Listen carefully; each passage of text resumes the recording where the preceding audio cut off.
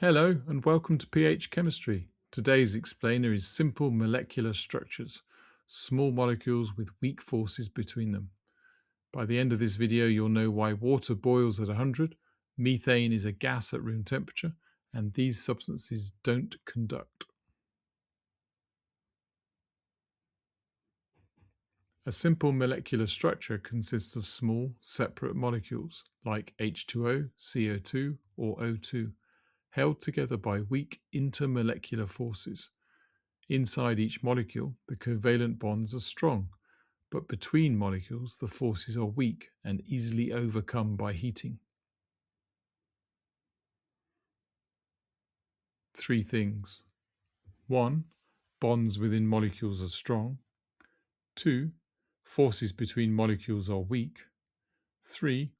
Only those weak forces need breaking to melt or boil, which is why simple molecular substances usually have low melting and boiling points. Common slip. Saying, we break covalent bonds when water boils. We don't. We just overcome the weak forces between molecules. Each H2O stays intact. To actually break those HO bonds, you'd need temperatures of thousands of degrees. Quick example, water. Covalent bonds within the molecule are strong, but the molecule themselves are held together only weakly. So 100 degrees is enough to boil it.